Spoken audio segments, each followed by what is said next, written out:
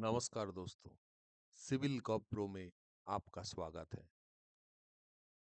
आज हम एक वीडियो लेकर लाए हैं आपके लिए, जो sample paper sample paper assistant engineer civil 2016 West Bengal municipal service commission के वेबसाइट में दिया हुआ है। तो उनका सॉल्व हम कर रहे हैं। तो पार्ट वन हमने सॉल्व किया है। उनमें क्वेश्चंस 1 to 25 है। पार्ट टू हमने सॉल्व किया 26 to 61। अभी जो हम सॉल्व करेंगे वो है पार्ट थ्री। तो पार्ट थ्री हम स्टार्ट करेंगे 62 से। तो जो व्यूअर्स और हमारे प्यारे दोस्त पार्ट वन नहीं देखे, तो पार्ट वन और पार्ट टू आप ज़रूर देखिए, और देखने में आपको बहुत हेल्प होगा। तो हम पार्ट थ्री स्टार्ट करेंगे।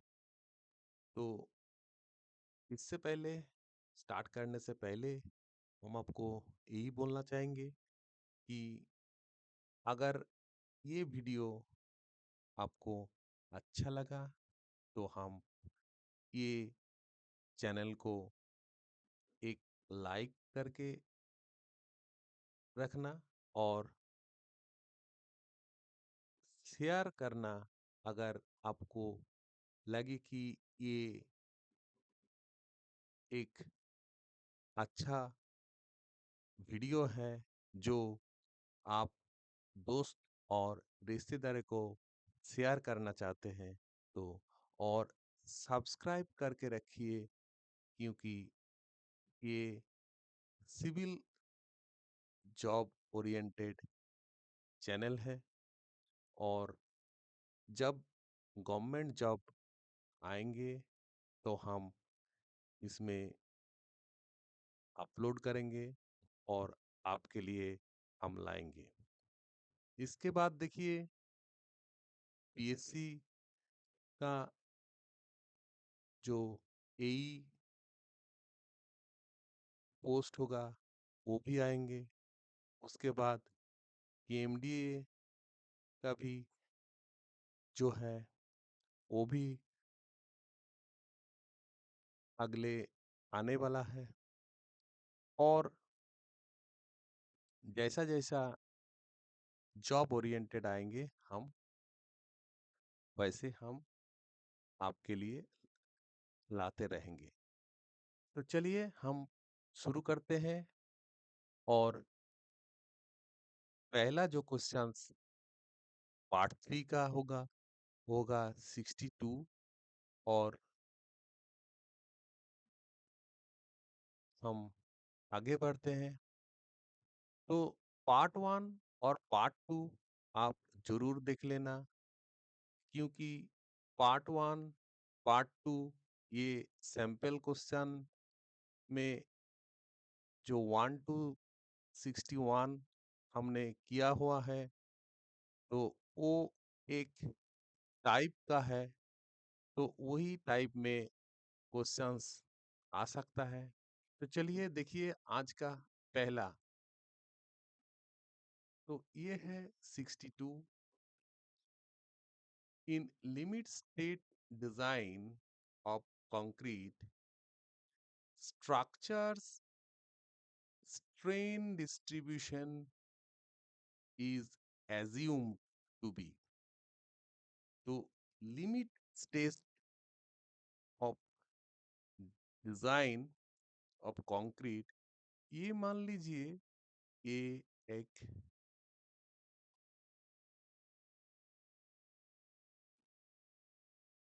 रेक्टेंगुलर बीम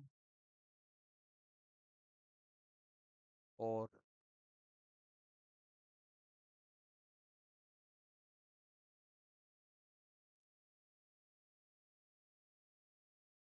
ये ऊपर में टॉप फाइबर है।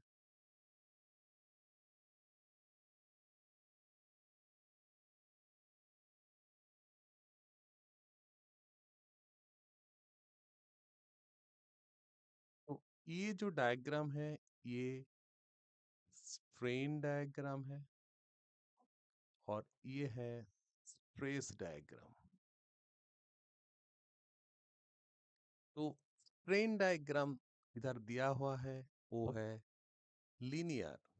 अगर स्ट्रेस डायग्राम दिया होता तो ऑप्शन डी आपको करना होता, क्योंकि ये सैंपल पेपर है, आपको यही ट्विस्ट दे सकता है। इसी क्वेश्चंस को स्ट्रेन की जगह स्ट्रेस डिस्ट्रीब्यूशन दे सकता है, तो आपको ये जानना जरूरी है। Questions number 63, reduction coefficient of a reinforced concrete column with an effective length of 4.5 and size 250 into 300 millimeter। तो क्या है कि ये कह दिया है इधर कि reinforcement column with an effective length and reduction coefficient निकालना है। तो reduction coefficient C R equals to 1.25 minus L effective by 48 B. तो 1.25 माइनस एल इफेक्टिव, देखिए इफेक्टिव लेंथ दिया हुआ है तो 4.8 मीटर दिया हुआ है, इसको हमको मिलीमीटर करना है। तो और 48 बी, बी का मतलब है 250। ये जो बी दिया हुआ ये बी और ये डी। तो देखिए 1.25 माइनस 48 इंटू 100,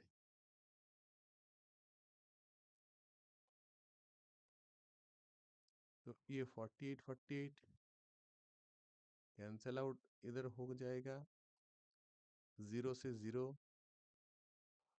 तो फिर आ गया 1.25 माइनस 10/25,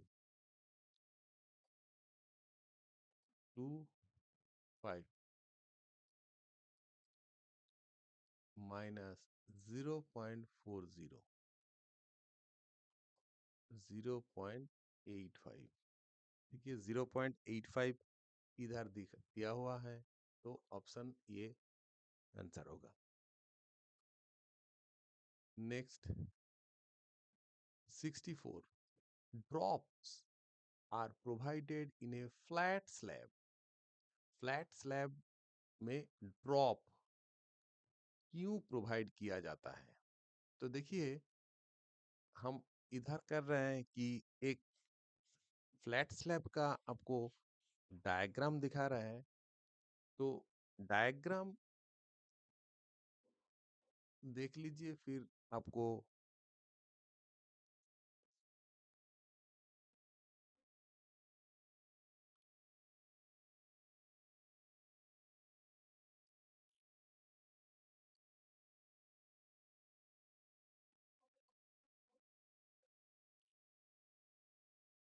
तो देखिए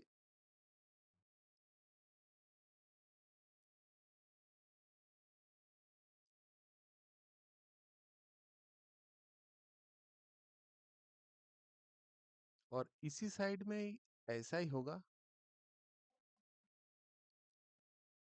ऐसा करके सीधा आ जाएगा। तो ये जो देखिए एक्स्ट्रा जो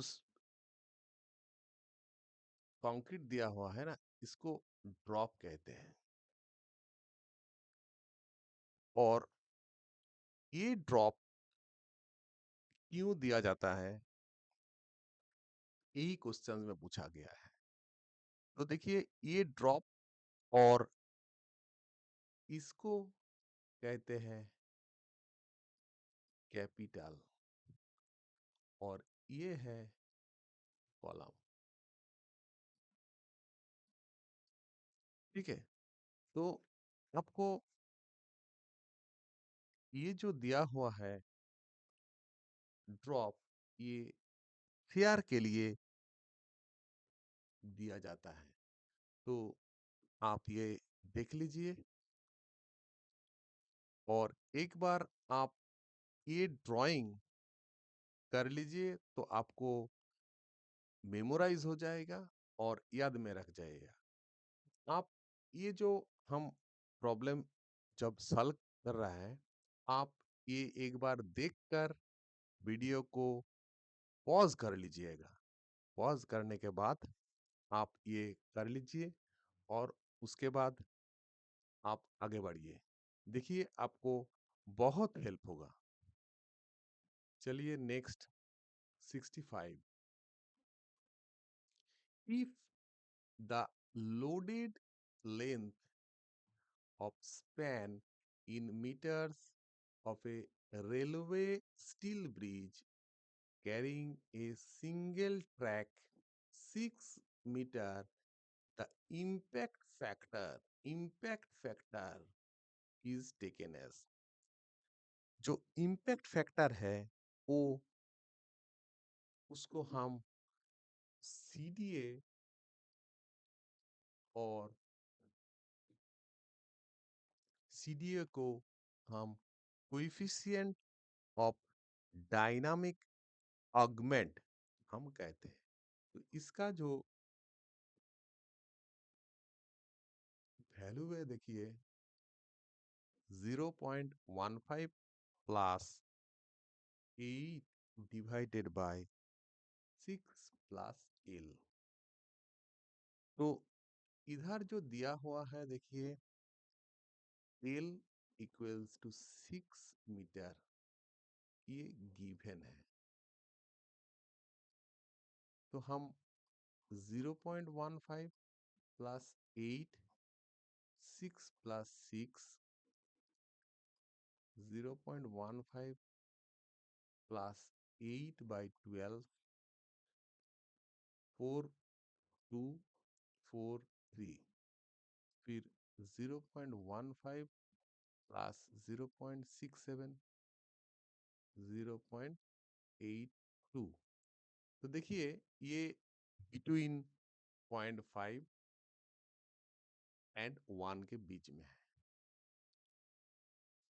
तो आप ये हमारे साथ एक साथ भी कर सकते हैं, और एक बार देखने के बाद पॉज कीजिए, और उसके बाद फिर आप ट्राई कीजिए। तो चलिए 66 क्वेश्चंस। ये जो 66 क्वेश्चंस है, ये आप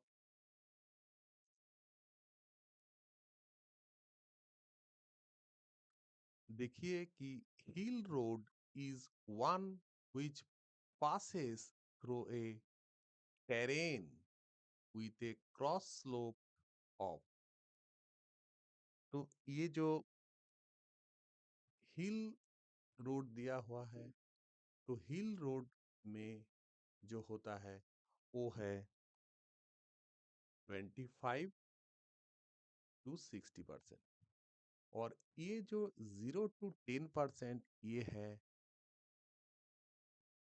प्लेन टेरेन, और ये है रोलिंग टेरेन। तो ये भी आप याद रखिए, तो आपको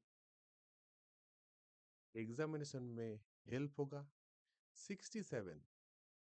The camber for hill roads in case of bituminous surfacing. तो bituminous surfacing में ये 2.5% हो जाएगा। तो ये कैम्बर जो होता है, ये सेंट्रल जो पोर्शन है ये क्राउन होता है, और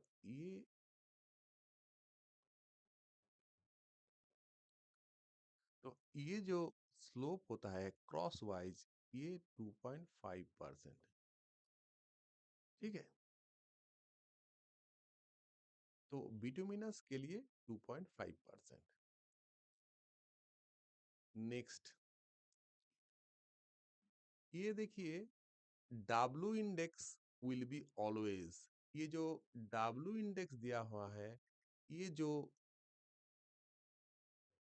क्वेश्चंस है, ये हाइड्रोलॉजी का क्वेश्चंस है, और इसमें जो है, तो ये है W index will be always less than the phi index. ठीक है, तो आगे बढ़ने में एक न्यूमेरिकल्स है, आप वो न्यूमेरिकल्स देख लीजिए, और वो न्यूमेरिकल्स हम सॉल्व करेंगे, और उसके बाद आप फिर से ये 68 क्वेश्चंस में आ जाइएगा, और ये क्वेश्चंस आ जाएगा, और एक बार टैली कर लीजिएगा कि वो जो क्वेश्चंस हैं वो जो सॉल्व किया है, तो ये कहाँ रिलेशन से ये सही हो रहा है कि नहीं। तब आपको देखिए समझ में आ जाएगा, और ये जो W इंडेक्स और फाई इंडेक्स रिलेटेड जो कंफ्यूजन है वो भी क्लियर हो जाएगा, क्योंकि ये क्वेश्चंस रिपीटेडली किसी भी एग्जाम में आता है, और ये ए लेवल का क्वेश्चंस है। तो चलिए next questions, questions number 69। An aquifer which is underlain by an impermeable layer at the bottom and not confined at the top is known as, इसको हम अनकन्फाइंड एक्वीफर कहते हैं। मतलब ये देखिए, अगर अंडरग्राउंड में यही आप देखिए कि ये मान लीजिए इम्परवियस लेयर है, और इसमें ये कॉन्फाइंड नहीं है, तो अगर नॉट कॉन्फाइंड एट टॉप, तो ये टॉप लेवल है, और ये बॉटम है। तो ये देखिए, बॉटम में इम्परवियस लेयर है, और टॉप में ओपन है, तब ये अनकन्फाइंड है। अगर यही में, अगर इस जगह में भी एक लेयर इम्परवियस हो जाएगा टॉप और बॉटम में, तब इसको हम कहेंगे कि कॉन्फाइंड। ठीक है, और ये देखिए एक पार्च्ड एक्वीफर दिया हुआ है। अगर ये पार्च्ड एक्वीफर है, मान लीजिए ये ग्राउंड लेवल है, और लोकलाइज्ड एक ऐसा करके रॉकी लेयर रहता है, और नीचे में ये लेयर, तो ये रॉकी लेयर में पानी स्टोर होता है। तो ये एक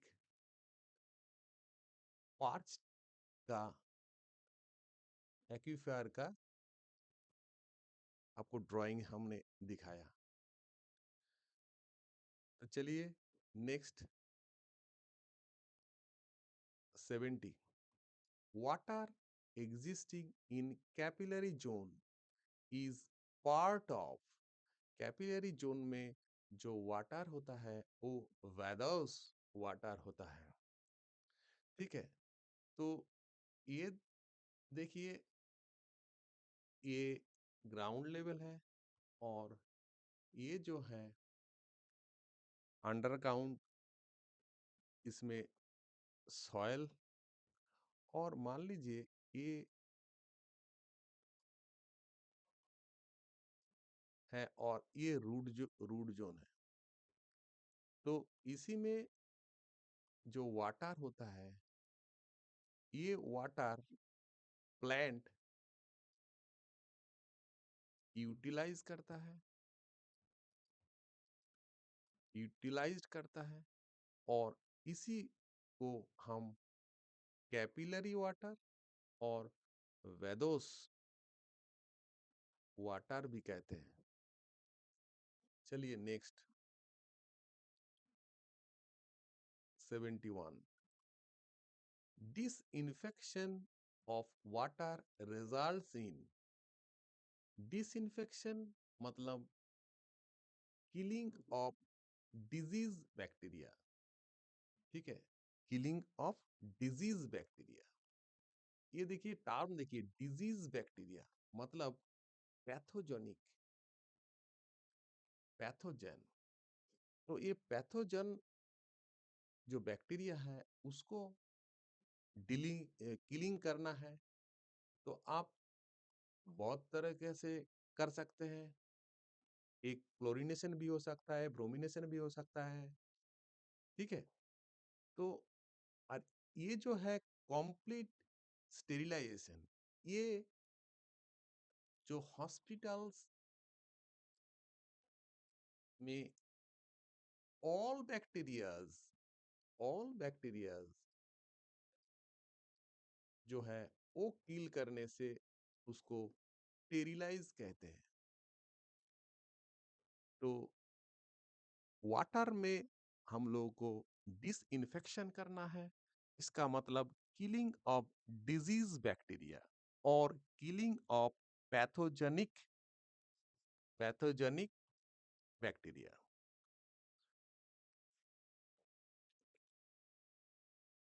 72, period of cleaning of slow sand filter.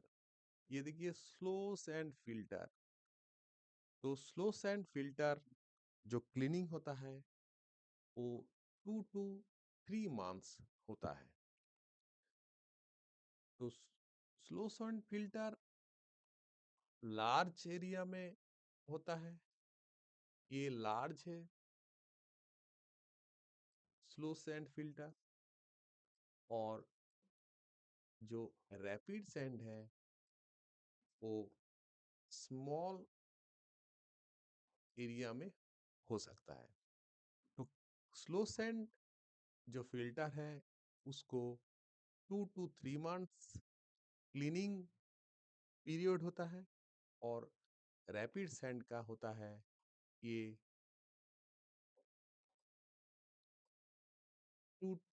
1 to 2 days और 24 to 48 hours।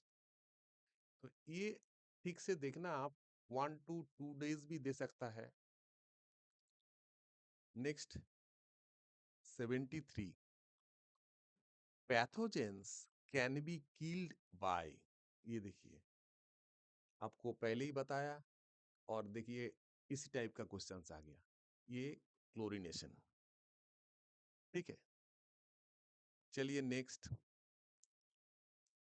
नेक्स्ट जो क्वेश्चंस है वो एक न्यूमेरिकल दिया हुआ है, और न्यूमेरिकल में जो बोला गया है, देखिए if BOD of A town is 20,000 kg per day and BOD per capita per day is 0.05 kg, then population equivalent of town is।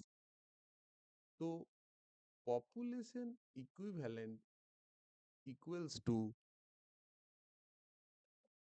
total BOD 5 kg per day, ये होगा इंडस्ट्रियल, और डिवाइडेड बाय BOD 5 केजी पर person per day, ये domestic.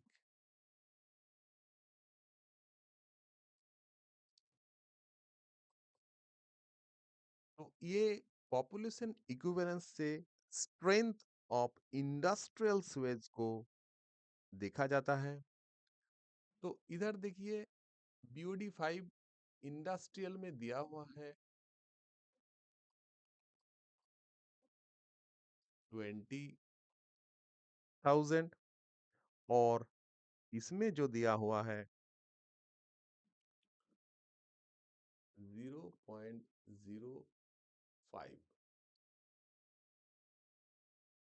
तो देखिए इधर unit भी देख लीजिए, केजी पर डे, और 0 पॉइंट इसका है केजी पर पर्सन और ऊपर में डे। फिर ये केजी केजी ऊपर नीचे कैंसल आउट, डे डे। तो आप इनमें जाएंगे तो आपको देखिए ये 40,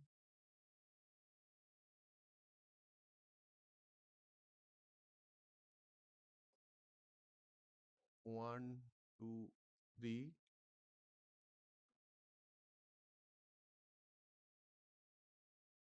0, फिर आ जाएगा 5, ये आ गया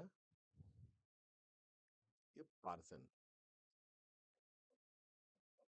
ठीक है, तो मतलब ये है कि ये देखिए पार पार कैपिटा पर डे ये दिया है। तो पार कैपिटा मतलब पार पर्सन। तो इंडस्ट्रियल में हुआ कि पार पर्सन में 40, मतलब 4 लाख पर्सन का डोमेस्टिक में जितना होता है, तो ये एक पर्सन के हिसाब से आ गया। इसलिए ये पॉपुलेशन इक्विवेलेंट टर्म को यूज किया जाता है।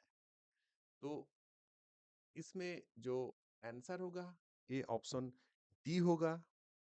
आप ये देखिए एक बार जरूर पॉज करके,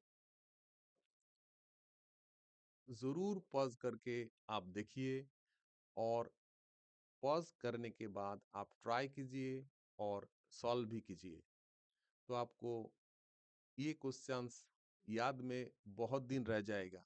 एक बार आप दिमाग में घुसा लेंगे तो आपको देखिए हर एग्जाम में ये सब क्वेश्चंस आता ही है।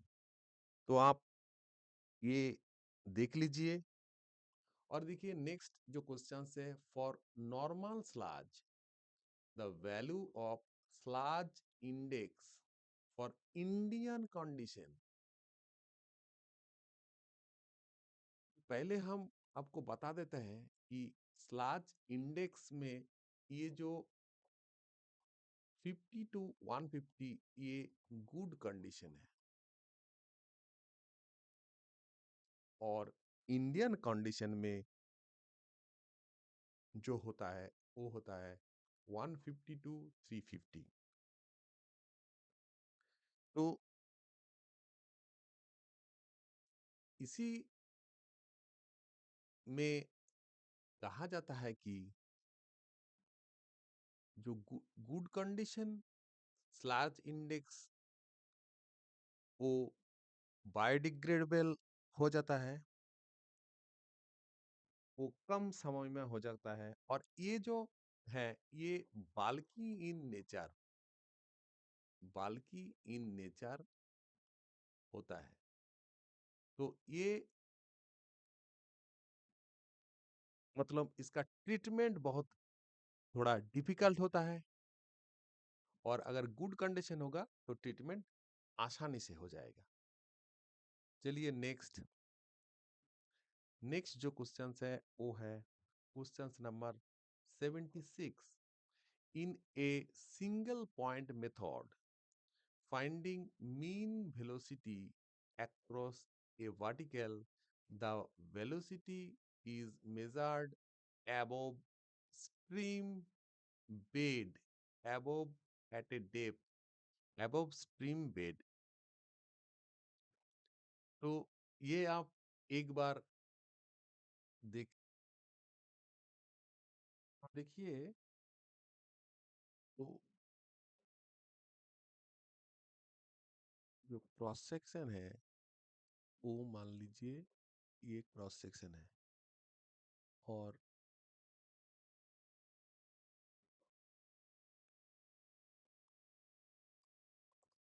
ठीक है।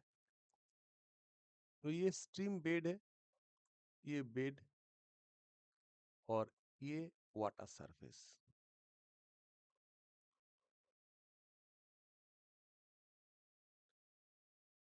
तो जो वेलोसिटी मेजर किया जाता है सरफेस से 0.6, मतलब ये जो अगर डी होगा सरफेस से 0.6 डी, तो इधर दिया हुआ है कि बेड से, तो बेड से होगा 0.4 डी।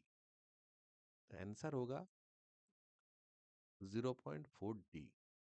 ये आप याद रखना कि सरफेस से अगर दिया होगा तो 0.6 डी इसी पॉइंट में होगा, अगर बेड से दिया होगा तो 0.4 डी। तो इधर देखिए दिया हुआ कि बेड अबव स्ट्रीम बेड। चलिए नेक्स्ट,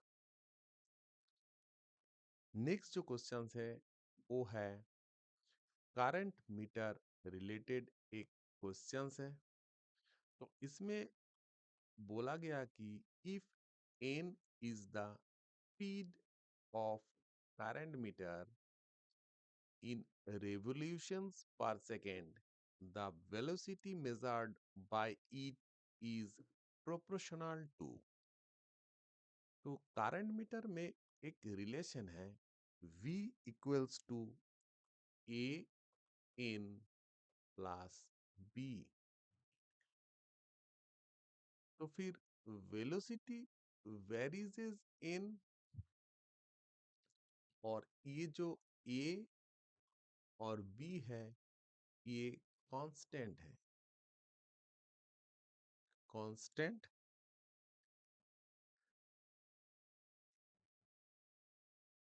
करंट मीटर का कांस्टेंट, एक कैलिब्रेशन कांस्टेंट, कैलिब्रेशन कांस्टेंट। ठीक है। तो देखिए इधर जो दिया है A B proportional to N, तो एन इधर दिया है कि speed of current meter in revolution per second, और वेलोसिटी जो है वो ये v है। तो n से ये प्रोपोर्शनल है, तो फिर आंसर होगा option B. Next 78, the maximum width of vehicle as recommended by IRC Indian Road Congress, ये width of vehicle ये 2.44। नेक्स्ट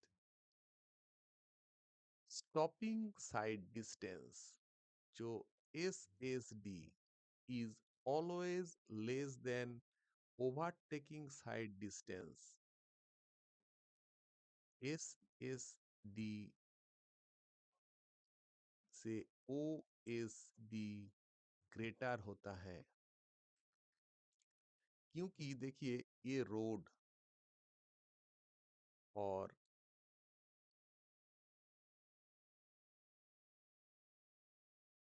अगर ये व्हीकल है तो ये व्हीकल से ये देखिए जो साइट होता है वो 1.2 मीटर आई साइड में होता है। तो ये जो सामने जो ऑब्जेक्ट होता है, तो सामने ऑब्जेक्ट को ये देखने में जो डिस्टेंस लगता है वो एसएसडी स्टॉपिंग साइड डिस्टेंस होता है। और अगर ओवरटेकिंग होता है तो देखिए इस साइड में एक व्हीकल आ रहा है और इस साइड में एक व्हीकल आ रहा है। तो ये व्हीकल जब इधर आएगा तो ये व्हीकल भी इधर जाएगा। तो फिर इसको ऐसे करके टार्न लेना होगा। तो इसी में जो है वो टाइम और डिस्टेंस जो है ओवरटेकिंग साइड डिस्टेंस ओएसडी, ठीक है, ओवरटेकिंग साइड डिस्टेंस।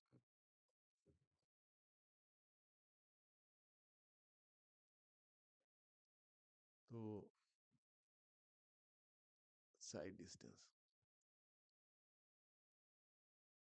इसीलिए ये ज्यादा होता है। चलिए नेक्स्ट, ये सॉइल मैकेनिक्स का क्वेश्चन है। Toughness index is the ratio of, जो रेशियो होता है आई एफ, टफनेस इंडेक्स जो होता है तो इसका होता है plasticity index bye flow index, ठीक है। इसको आप कह सकते हैं कि मतलब टफ, ये सॉइल जो होता है तो उसको एक इंडेक्स में कहा जाता है। तो इसी का रिलेटेड है। चलिए next, a sample of clay has a natural water content 64%. Its liquid limit was found to be 75% and plastic limit 35%. Its liquidity index, तो लिक्विडिटी इंडेक्स जो होता है वो होता है W minus PL divided by PI। और W minus PL divided by PI मतलब LL minus PL। तो आप ये देखिए W दिया हुआ है परसेंटेज में 0.64 और PL दिया हुआ है 0.35 डिवाइडेड बाय लिक्विड लिमिट दिया हुआ है 0.75 माइनस 0.35। और अगर आप इसको करेंगे देखिए 0.29 डिवाइडेड बाय 0.40 और इसको कैलकुलेशन करने से आपको आ जाएगा 725 और हो जाएगा 72.5%। तो आंसर ऑप्शन बी में होगा। ये जो न्यूमेरिकल्स है आप एक बार कैलकुलेशन कर लीजिए और एक साथ हमारे साथ पॉज करके आप कीजिए, देखिए आपको बहुत बेनिफिट होगा। ये देखिए time factor for a particular average degree of consolidation, particular average degree of consolidation मतलब यू। तो यू जो पर्टिकुलर में होता है देखिए TV is equal to CV T by D square. तो टीवी रिलेटेड है डिग्री ऑफ कंसोलिडेशन में, तो टीवी सीवी में रिलेशन है। तो फिर इधर depends upon the coefficient of consolidation. तो ये ऑप्शन में आ जाएगा। और डिपेंड्स अपॉन ड्रेनेज पाथ ये में है, लेकिन ये square of the drainage path अगर होगा तो ये inversely proportional to the square of the drainage path. ठीक है, चलिए नेक्स्ट क्वेश्चंस। नेक्स्ट क्वेश्चंस है 83। A clay deposit suffers a total settlement। ये देखिए क्वेश्चंस में ये ट्विस्ट दिया हुआ है, total settlement of 5 centimetre with one-way drainage, with two-way drainage, the total settlement will be। फिर टोटल सेटलमेंट मतलब एक क्ले अगर जो सेटलमेंट होता है तो अल्टीमेट जो सेटलमेंट होता है, अल्टीमेट जो सेटलमेंट होता है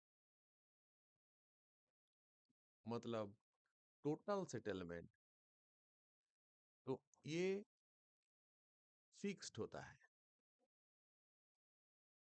मतलब एक सॉइल का अल्टीमेट सेटलमेंट जो होता है वही टोटल सेटलमेंट, और उसके बाद और सेटलमेंट नहीं होता। तो फिर इसलिए देखिए क्वेश्चन में ऑफ 5 सेंटीमीटर सेटलमेंट ऑलरेडी हो गया कि टोटल सेटलमेंट, तो फिर वन ड्रेनेज में, वन वे ड्रेनेज में हो गया, फिर टू ड्रेनेज में उससे ज्यादा सेटलमेंट नहीं होगा। तो फिर आंसर जो होगा वो होगा option D, 5 centimetre. Next questions. Next question जो है 84 वो है the nearest object from a rain gauge should be at a minimum distance equal to. तो ये मिनिमम डिस्टेंस जो होता है वो है ट्वाइस इट्स हाइट। ये आंसर राइट होगा। चलिए next 85। Any cyclic trend present in rainfall data can be ascertained from moving average curve। Moving average curve से ये साइक्लिक जो ट्रेंड है, ये साइक्लिक ट्रेंड को एसर्टेन किया जाता है। नेक्स्ट 86।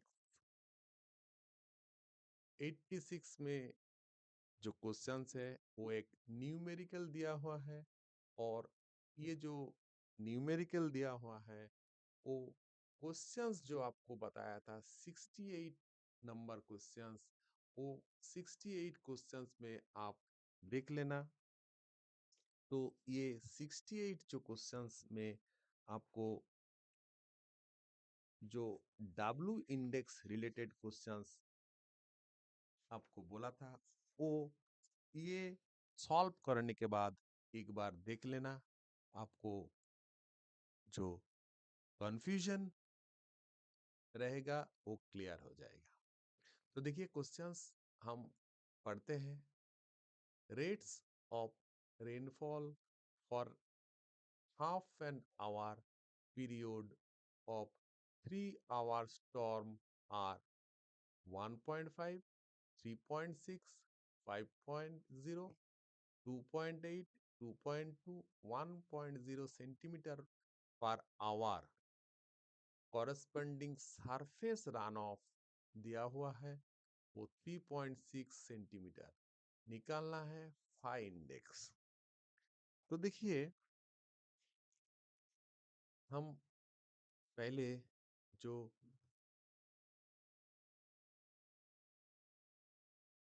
ये है इंटेंसिटी,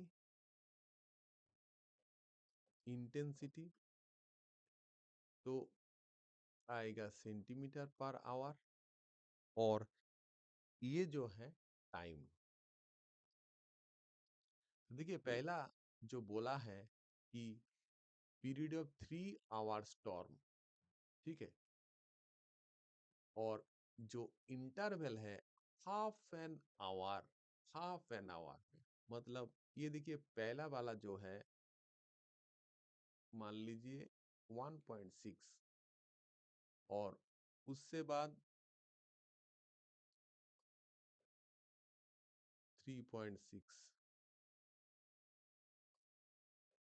उसके बाद 5 और उसके बाद देखिए 2.8 फिर 2.2 और इसमें उसके बाद 1।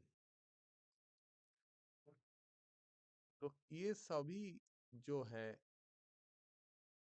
Eight the rate of 0.5 hour में है। अगर हम फाई इंडेक्स करेंगे, फाई इंडेक्स इंडेक्स तो phi index equal to precipitation मतलब जो minus run off by time. तो देखिए इधर जो हम इसको प्लस अगर कर लेंगे कि 1.6 plus 3.6 plus 5 plus 2.8 plus 2.2 plus 1 तो ये पी आ जाएगा। ठीक है। और ये पी जो आएगा और क्यू जो है वो दिया हुआ है, वो सेंटीमीटर दिया हुआ है। फिर ये देखिए आ गया 16.2 सेंटीमीटर और ये आवर में आ गया। तो ये जो है देखिए 0.5 करके ये इंटरवल है, तो 0.5 में है। तो इसको हमको क्या करना है कि इसको 16.2 इंटू 0.5 करना है, फिर 8.1 सेंटीमीटर आ जाएगा। और फिर जो फाइन इंडेक्स है उनमें हो जाएगा कि 8.8, इसमें देखिए फाइन इंडेक्स में 8 ये मान लीजिए, इसको थोड़ा ऊपर कर लेते हैं। फिर हो गया 8.1 माइनस 3.6 जो क्यू है डिवाइडेड बाई जो है टाइम जो है वो 3 आवर्स। फिर ये करने से आ गया ये 1.5 सेंटीमीटर पर आवर। तो इनमें देखिए जो हमारा दिया हुआ है और हम जो देख रहे हैं, तो इनमें देखिए ये जो 1 है ये 1.5 से नीचे है। तो इसको हम टेकन आउट नहीं करेंगे, इसको ऑमिट करेंगे। और अगर ऑमिट कर लेंगे तो देखिए जो फाइन इंडेक्स में आएगा तो इससे 1 घट जाएगा, फिर 8 - 1 -1 फिर हो गया 7.1 माइनस 3.6 बाय 3। तो फिर हो जाएगा ये 3 से फिर एक घट गया वहां से, तो ये 0.5 भी घट जाएगा, फिर हो जाएगा 2.5 और ये कैलकुलेशन करने के बाद आएगा 1.6 सेंटीमीटर पर आवर। तो देखिए जो आ जाएगा ये इससे ऊपर हो जाएगा, तो फिर ये हो गया फाई इंडेक्स।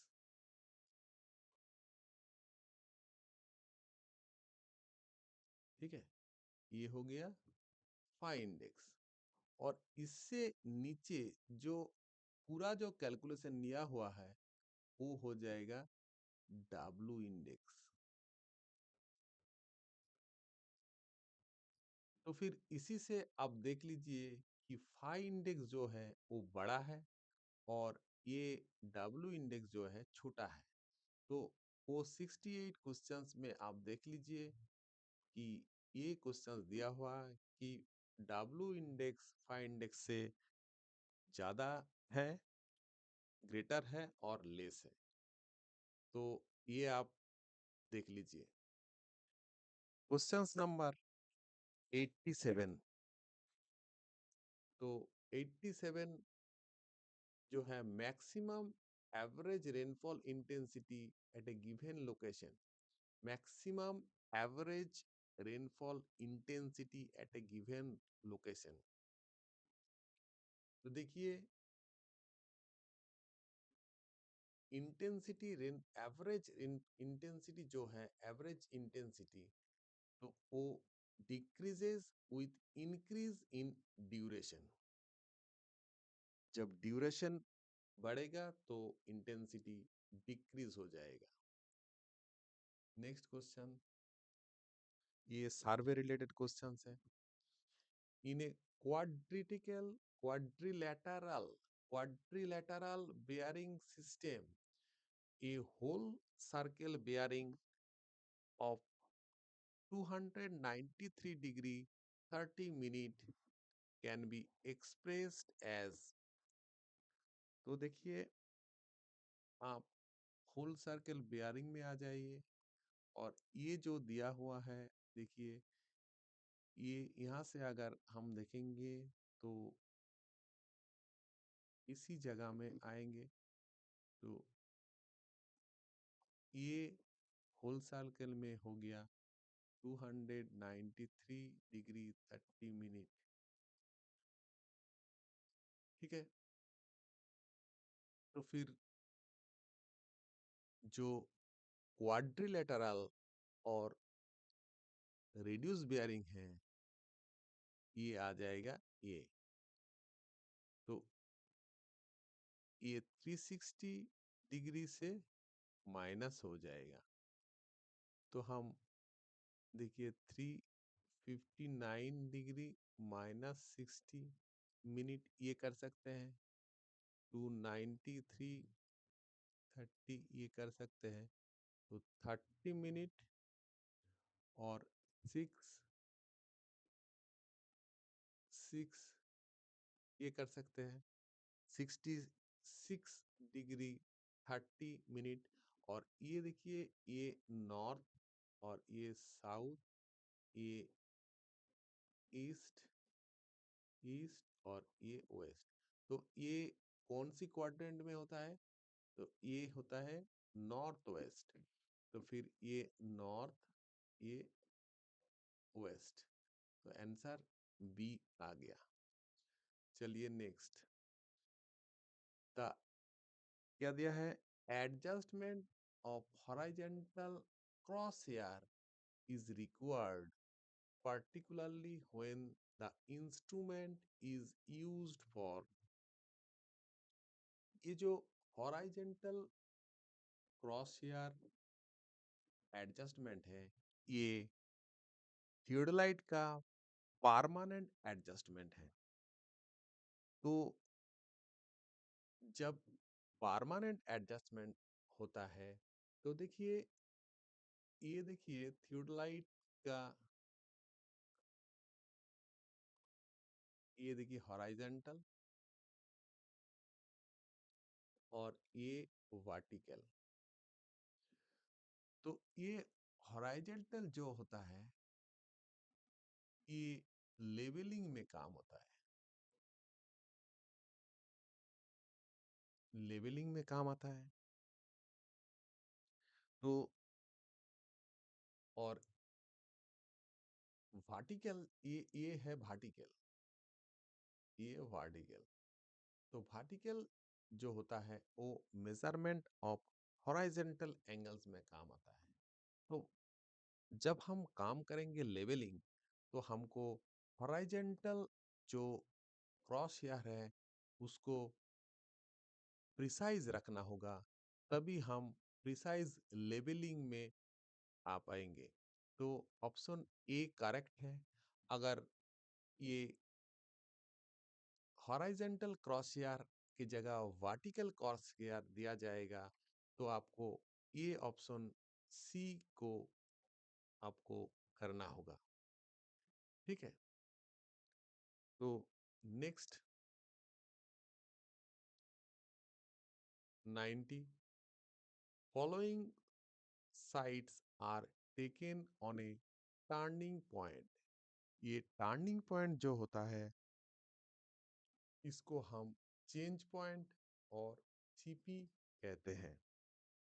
जब लेबलिंग में ये एक इंस्ट्रूमेंट हम देते हैं, तो मान लीजिए इस जगह में चेंज करना है, तो ये जगह में फोर बेयरिंग, और फिर इसी जगह में इस जगह से लेवलिंग को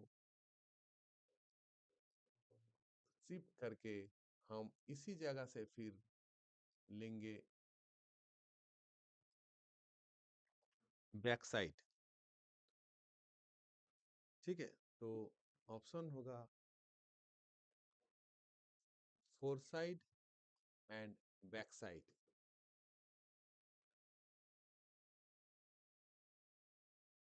नेक्स्ट जो है ये देखिए 91, rise and fall method of labeling provides a complete check on, ये all of the above होगा, क्योंकि बैक साइड में भी चेक होगा उसका, इंटरमीडिएट भी और फोर साइड में भी। 92, size of plan table is, जो प्लान टेबल का साइज है वो होता है 600 millimetre into 750 millimetre.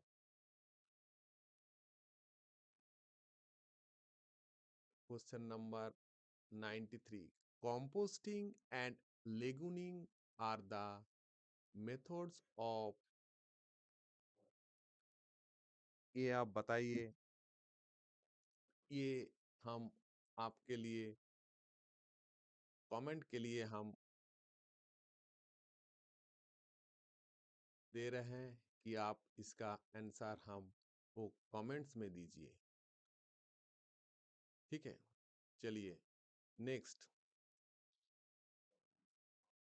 94, with a ballast section for broad gauge, जो ballast section for broad gauge का जो होता है वो है 3.35 metre. 95, composite sleeper index is the index of hardness and strength। 96, ये सभी रेलवे इंजीनियर का क्वेश्चंस है। Normal maximum can't permissible in meter gauge is 90 millimeter। 97,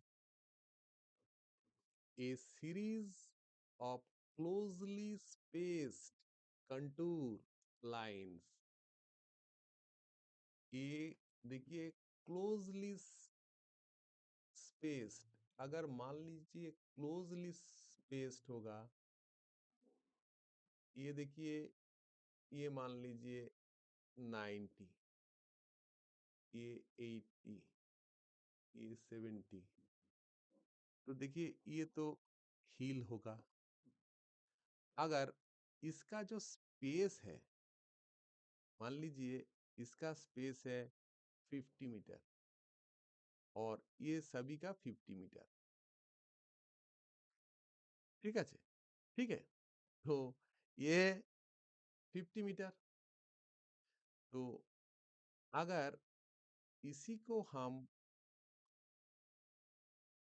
space को ज्यादा कर देंगे, 100 मीटर कर देंगे, 100 मीटर कर देंगे, तो ये हिल होगा लेकिन स्टीप नहीं होगा, वो जेंटल होगा। तो ये क्लोजली होने से ये स्टीप हो जाएगा, तो आंसर स्टीप होगा। The instrument used for accurate centering is centering in a plan table survey। Centering के लिए प्लम्बिंग फॉर्क यूज किया जाता है।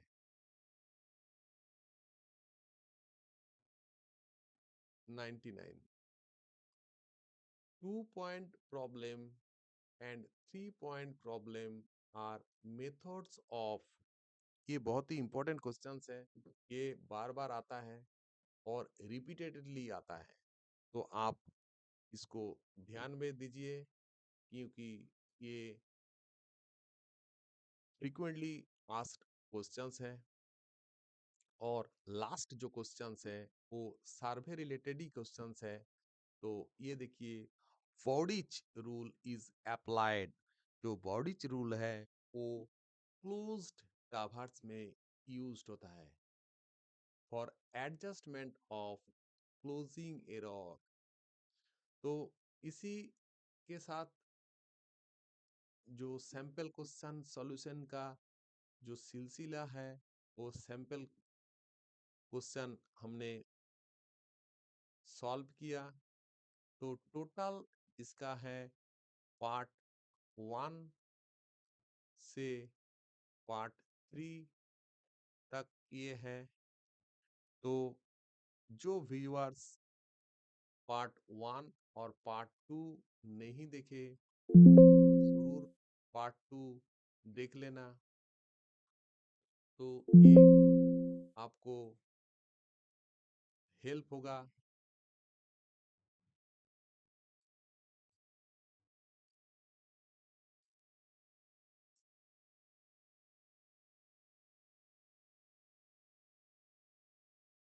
इनमें जो कुछ क्वेश्चंस पार्ट 3 में और हमने दिखाया, वो आप और एक बार आपको बोल रहा है कि आप अपने हाथों से प्रैक्टिस कीजिए और आप ये करने का कोशिश कीजिए।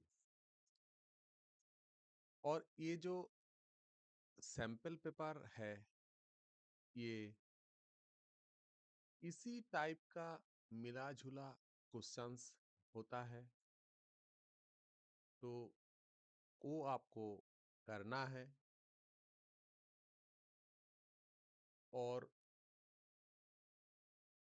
हम एक बार आपको बोलेंगे कि ये जो 100 क्वेश्चंस हुआ है, ये 100 क्वेश्चंस में जो है ए लेवल का क्वेश्चंस होता है और एसई और जेई लेवल का भी क्वेश्चंस रहता है।